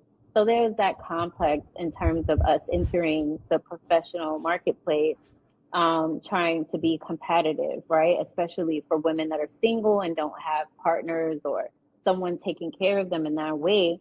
And just to that point too, like women have been left to lead in a lot of instances, whether the family don't got it like that, or and they're single and they got to go to school and work and do all this stuff on their own, or they're single mothers and they have to figure out how to make ends meet as well as try to keep a balance and maintain themselves a certain way. Yeah, you need to be aggressive in terms of figuring out financial stability, because you can't just sit back and wait for a man to do it. You got to do it yourself. And so I think that's why you see an influx of women being more competitive professionally that way. And for men, they may feel indifferent. I would be interested to see from male perspective why they feel school isn't as important. I know most of them say it's the money aspect. I'm gonna go spend all this money on school and not even get half of it in return right away. It doesn't make sense. You're left with this burden. But I wonder if there's any other additional reasons. Yeah, I'm sure there are. I don't have the time to research it, but I'm sure there are. Yeah, I'm sure there is.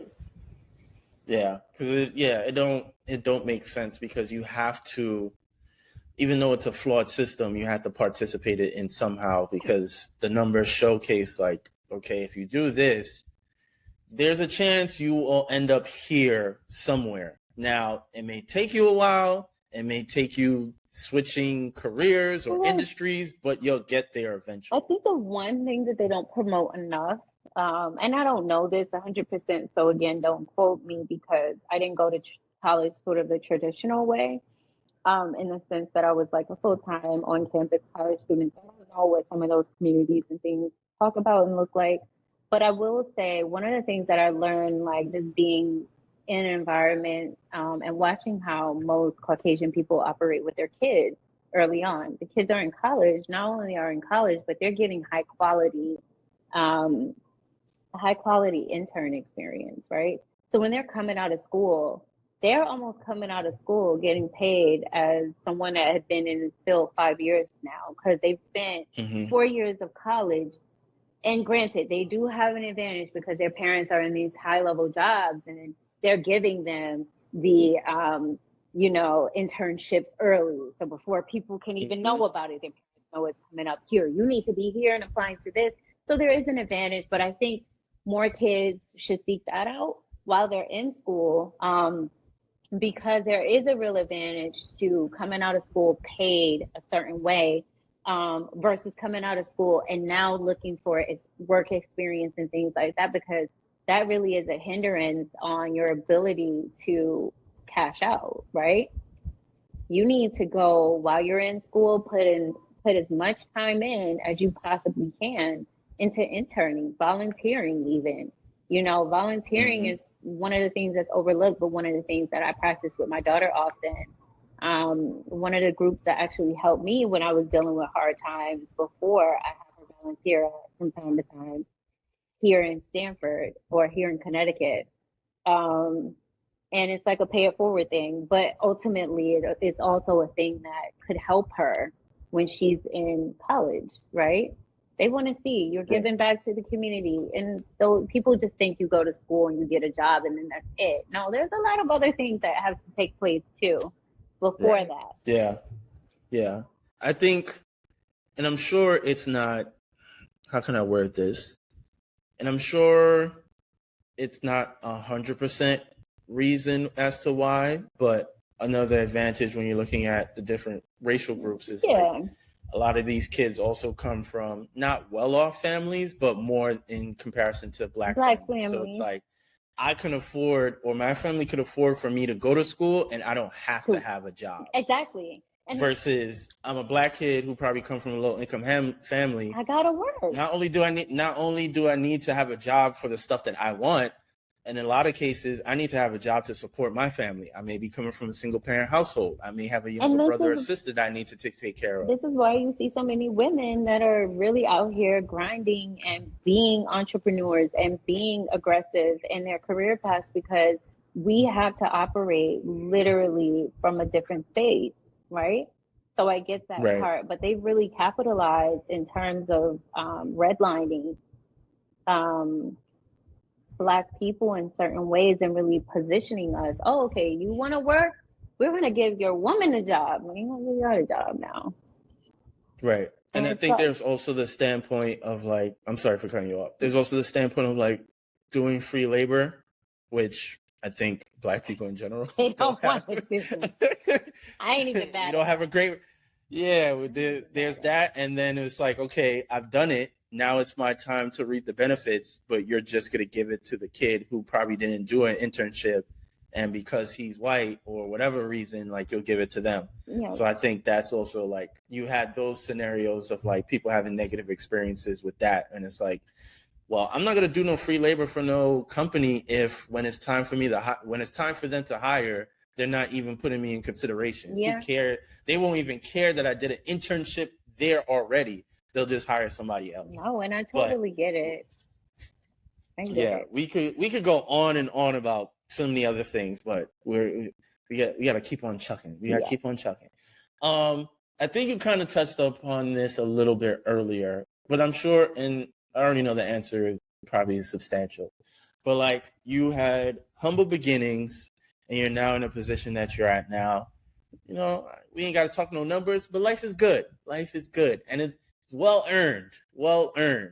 So like, how has like your perspective changed with that? Like, have you ever had like a what the fuck moment and like reminiscing on like where I come from to where I'm having it right now? Literally. I am. I am having it right now. And I think like what the fuck is real, right? Um, because when you, and I've always been a dreamer in that way, but I've always sort of also had other things that made me feel like, damn, I don't know if I can do this. It would be more so about accessibility for other things, like maybe health insurance, maybe work-life balance, maybe your location, or it would be something like that. It would not necessarily, because I feel like at some point it becomes relative, right? Um, and I feel like that's where I am now. But yeah, I don't know. It's been good. I mean, it's a beautiful thing. I think it's a beautiful thing. I think I got what I was looking for sure. So that's a beautiful thing. Yeah. Yeah. I think something I wish more people would acquire is like really getting a better understanding of what do you really want out of this, like life. Because, and we all been victims to it, of like social media distracting us in terms of what it is that we feel like we should have and want and desire. And that's also another level after we're trying to like unlearn what our parents tell us that we should be chasing. But it's like, what do you really want for yourself? And then once you have that, once you identify that, it just puts everything else in perspective. And so in turn, you're able to react or not react to things because you know this is actually more important. Yeah. So it's like I tell people all the time, like, well, I've had that too. That I have, right, feeling like you need to just grow, make more money, and not realizing like, yo, there's so much to making more money that you don't even realize. Like there's real things that you have to have your shit in order, because making more money is not always the answer either. You know what I'm saying? Appreciating where you are, at wherever you are, at whatever point in life you're at right now, is really more important, essentially, in terms of your habits and the things that you're engaging in versus making more money. Making more money is subjective. It's not always what you think it is, because with more money, I hate to say, the more problems. Cliche, more problems do arise, but they do, because you're held to a higher tax bracket. If we start there, you know, if you have older kids, I mean, people like to say, even with kids, oh, the older they get, the less expensive they are. That's a lie. The older they get, the more time is required from you if you're hands on, the more money is required for you if you care. It's really a money time commitment for kids that are teenagers, especially kids that are in high school. It's expensive as hell. They need, you know, coaches. Sometimes, well, they, you know, they're in sports. They sometimes need extra coaching. They, you know, need travel money. They need money for school. You got to clothe them, feed them.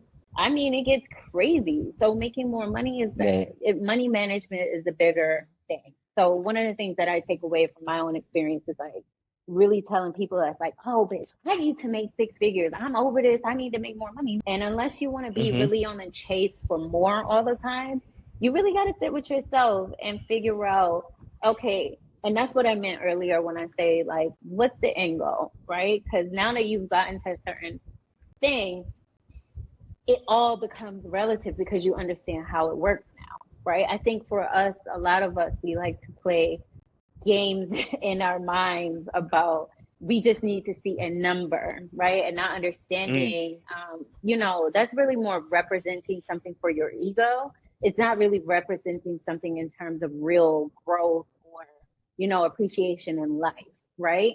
And that's just the thing. Like, a number doesn't define you. It really, a person making $70,000 could be doing as well as someone making $200,000. And it's really about what you do, right? Your habits, how are you maneuvering, and things like that. I mean, of course, everyone wants more money, but what are you doing with the money that you have? Right. Or it doesn't even necessarily about what you do with the money that you have. It's like, what is quality of life for you? Right.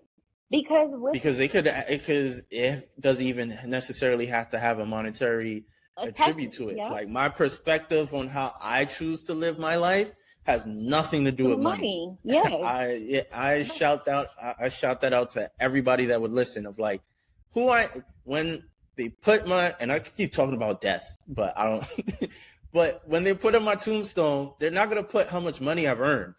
They're not gonna put what jobs I've worked at. No one will, and it won't matter. I mean, shit, OJ just died the other day. Did they talk about the millions that he had? No. Right. I mean, Steve Jobs died. Like it doesn't matter. Money is not really the thing. I mean, money is a tool, and we must use that accordingly. And yes, you do need more money to get to some of the goals that you have. That is a requirement. Right.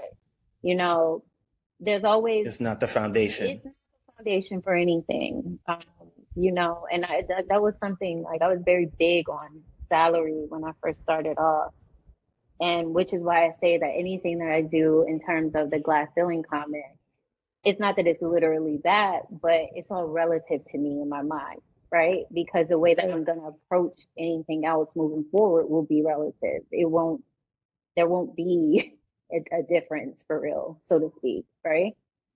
Right. Yeah. Because, like, yes, I need to make more money because that's how capitalism works. That's how America works. But this is America. The things that I value, my relationship with my family or a relationship with my friends, romantic relationships, like, they're not going to be thinking like, oh, he makes X amount of dollars and he's salaried and he's a project manager. Like, none of that shit is relevant. It's all about the human connection. And then for myself, it's like, how do I improve my own lifestyle? And it's not necessarily, has to be money. Yeah, it's not money attributed. Like, there's either. Like, right. Yeah, exactly. Like there's certain aspects or no, go ahead. Sorry, more of my growth these days have been so internal. Like, it has, and not even to be on that whole like healing thing, but like, that's a real thing. And a lot of that you can't see when you look at someone. It doesn't matter what job they're doing or what you think they got. Like, you need to sit with people to really understand character, and money can't really buy character. You know what I'm saying? Right. Exactly. It's like it's exactly like when women say like you can have money and still be corny. Corny as fuck. I mean, hello. So yeah. Like, you got money and don't know what to do with it. So, right. Like, you don't take care of yourself. You know, your house is a mess. You put in harmful stuff into your body. Like, the money don't change anything. Yeah. But we could have a whole conversation about all of that. My last interview question for you before we end this off is, what's next for you? I know of some of your business ventures with body craving and jumping into the athleisure sort of industry. Like, what's next for you? Is it going to be going back into that? Maybe down the line, full-time entrepreneurship? I just want something for our family that can be left behind, and something that will substantiate our lives in a certain way moving forward with that. But in terms of body craving, I am excited to say that I'm still working on it. You know what I'm saying? I know I've been silent with that over the last year or so, but I haven't given up on it. It's my baby, and I do desire to still see some of my dreams with that come to fruition. So I'm not ready to give up on that just yet. I'm literally with my pen and pencil figuring it out. So hopefully, sooner rather than later, you'll see some work with that. But in the meantime, I just am really focusing on grounding myself, right? Getting very stable with my family life. I have a 20-year-old, as I mentioned before, and a 15-year-old. And kids, time consuming. So this is why I opt out. I can't do it. Sorry. Don't say you can. No. But you can't make me do it. I don't wanna. I say, listen. We can have another conversation about that. But you've been trying to convince me for years. Whatever my negative experiences in parenting has been, some that you know of personally, I still feel very positive about that. And I feel very positive about you and anyone else that should be in a placement of having kids. Do that. Try it. Don't knock it till you try it. See, you say try it. You say try it as if I could return it if it don't work out. Hey, listen, I know you're not this type of guy, but there's a lot that do. Well, yeah, I can't. Yeah. Which is, I don't even know if I should say this. I remember. Don't even say. I remember. I remember a homegirl of mine. She was like, I don't know what made her even say this. Now I'm thinking about it, but I forgot what I told her. And then she was like, you know what? Yeah, you mad responsible. I'm surprised nobody has tried to trap you yet. Like, and I was like, hello. I don't know. And I was like, I don't know how I feel about this. Like, I don't want to feel like a target. Don't knock it till you try to see it. Just try. Give it a shot. I'm not. Take your dad's advice. Well, thank you for answering the question. We shall move on to our grand closing.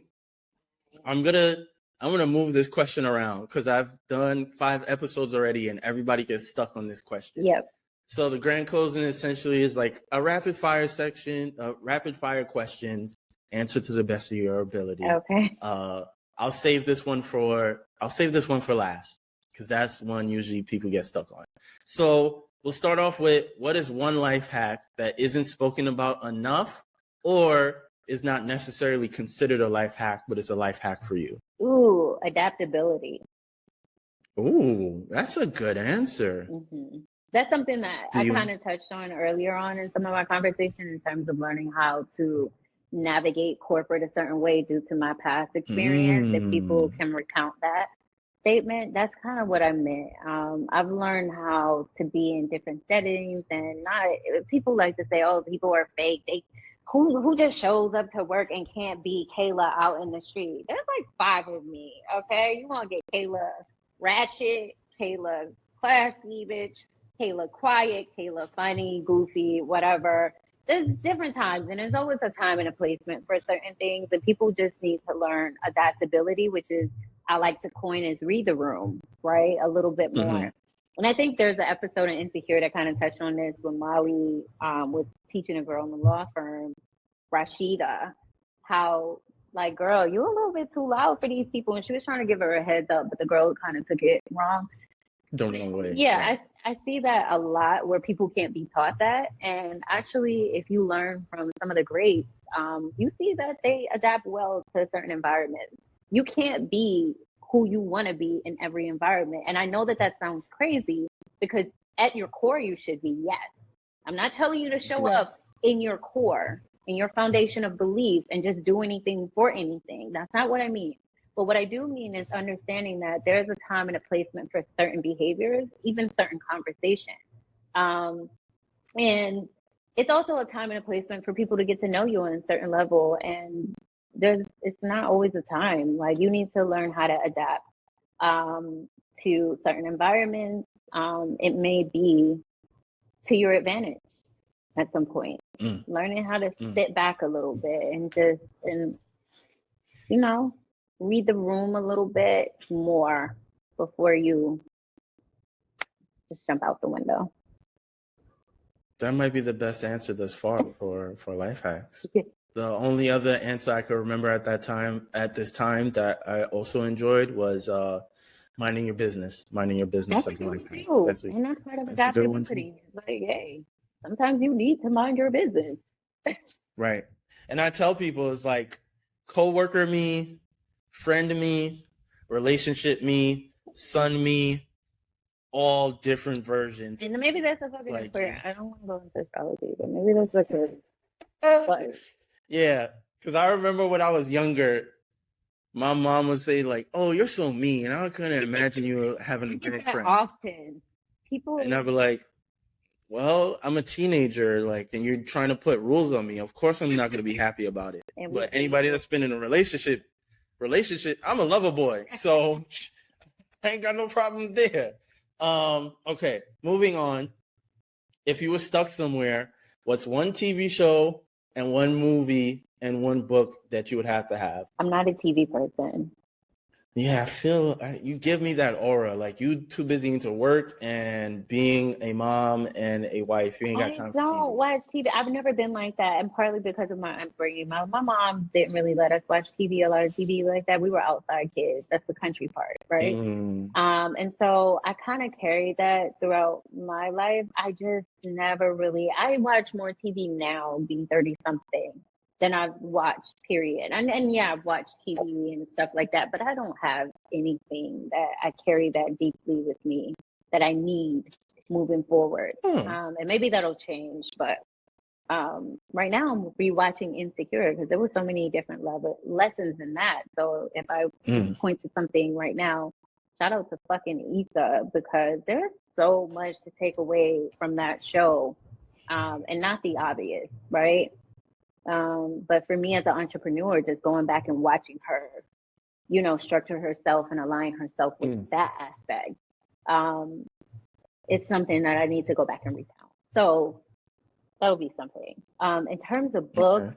I do read, um, and I haven't gotten into enough literature lately that I feel I want to give you an answer. But maybe if we have another conversation, I'll come back to you. And only because I'm reading two things right now: The Power of Now, which was suggested by my friend Leah, and also How to, I think it's like 12 weeks, it's something about 12 weeks in a year. I forget the title off the top of my head. But both of these pieces are very interested. And so I have to come back to you now. Got it. Got it. So sorry, I don't So have like that's zero out of zero. three thus far. Yeah. No I'm assuming no movies either. Moving on. Game of Thrones was like my shit. That and Boardwalk Empire, but that was it. Okay. Okay. I never watched Boardwalk, but Game of Thrones was I caught on to Game of Thrones late. Man, that Just saying. shit was so good. Whoever wrote that shit, he's brilliant, or she's brilliant. George R. Martin, I think his Man, name the, is. the, the level of wit and like literal scandal that could not be put Yeah. together. It's It just was it like, was it was like not trending on Twitter, but it was like going viral again on Twitter because people were like reflecting of like what I think people were reflecting on like how did you feel the first time you saw I think it's Ned Stark. Yeah, the yeah, first time how did you feel when you saw Ned Stark be killed. die? And it was like that's like the first TV show that people could think of where like a major character dies in like the earlier seasons. And it's like And it's like, people what are the watching like, oh yeah, somebody's gonna step in and save him and do X or something's gonna happen. And it's like, and nope. no, that was like a Nope. harsh reality. There was so many harsh realities in there, Yeah, in yeah, terms of their yeah. character lineup. But yeah, that show, great. And I'm assuming you also watch House of Dragon then? Yeah, I did. Yeah, Season 2 comes out in June. yeah, and I hate that they put that so far apart because now I got to go back and rewatch season one. You can And just YouTube it. Just that's YouTube. another reason why I hate TV now. And not to drag this out, but I hate waiting for shit. Wait for the season to just be over so I could binge watch it. To get straight to the point. Good. Impatient. Mad needy. Mad needy. Next question. What is one restaurant, and because you've lived in North Carolina and Connecticut, and you visit New York frequently, so you got a chance here to give somebody something unique. What is one restaurant that everybody should go to, and what is a dish from there that you recommend? Ooh. I know you're a foodie. I I feel like you're a am, foodie. but there's so many. I have so many. So I will say, off the top of my head, I've eaten Mm-hmm. in Houston, and I know that sounds crazy, but the fucking food at Breakfast Club was mind blowing. It was so good. Like, I daydream about that breakfast right now. And I think I had catfish and something else there. But Okay. the food was so good. Now, if I'm talking local, like tri-state area, I'm Mm-hmm. like a repeated customer. I go to the same spots over and over again, get the same shit. I'm like that type of person. So there's a place in Stanford called Zaza. I love them and I love their menu. In terms of New York, I would say go to Kokomo. Their food is Okay. good. Okay. Okay. That's as of recent picks. Now, I don't have anything else on the top of my mind. Other than that, it's like all steakhouse stuff and all of that is like, you could get a good lamb chop or whatever. But Right. Kokomo has been a great experience for me lately. Okay. You gave 3 options. 3. You're the first to do so. So you make up for not giving me a real answer on the previous one. Yeah. Good job. This might be the wrong question for you because I know we spoke briefly about you not really drinking as much. But what is a wine or cocktail that you suggest that people indulge in? Oh, I'm a Cayman's red wine drinker because of my husband. Okay. And I'm really more of a champagne girl than a cocktail person. If I had to go with a cocktail just off the top, you give me a spicy margarita with Casamigos Reposado. I feel like every woman has a spicy margarita. Just saying, can't go wrong with a little Reposado in there. That's if you're drinking. Do you have a preferred fruit for your margarita? Like I think somebody told me pineapple. Great. Noted. Spicy marg. I'm about to. You know what? I'm gonna have to switch up that question because all of y'all keep telling me. But I'm more of a champagne drinker. I don't really champagne, prosecco, something like that. That's more of my pick. I'm not into hard liquor like that no more. And well, really at all. And I don't even drink anymore. Noted. But you drank for this occasion. I did. You appreciate it for twice in the month of April. I haven't drank 2 months prior to this. Well, you know, I'm the exception to every rule, so I expect it. Touche. Listen, man, universe works in my favor. Okay, so this is the one that usually gets people stuck. What is one song that represents your childhood, one song that represents your 20s, and one song that represents you right now? Damn. Ooh, that's a good one. Childhood. This is why I do what I do, you know? Childhood, I would go back to, can I just give an album? That's fine. I'll take an album. Destiny's Child, The Writings on the Wall. Okay. That was like my teen years before the kids. Mm-hmm. Every day, all day. I'll go there. Okay. 20s, I was partying like crazy. So I really was on, we can go with like, I can give you an era of music, kind of tonage, not a particular song, but that's more like the Drake, Trey songs, Young Money type vibe. Lil Wayne. This is 2000, 2009s. Yeah, 2009, 2010, the blog era, essentially. And today, I don't really have a particular song. Again, I have a collection of those, and I'll share my playlist with you. It's called The Vibe. Songs that make me happy. We'll just leave it at that. I don't want to get stuck. I'm trying to think. I'm trying to think of how I can help you so you can answer the question. No, I don't want to. Okay, so what? Fine. I'll let it go. So that's all I have. Is there any last thoughts? Anything you want to share to the people that's listening out here? You know, whatever's on your mind. I mean, not really, but I hope that for people that are listening that know me or have encountered me have learned a little bit more about me. And it's at the bare minimum, if it's not clear, you've become at least a little bit more inquisitive about who I am and sort of intrigued in that way.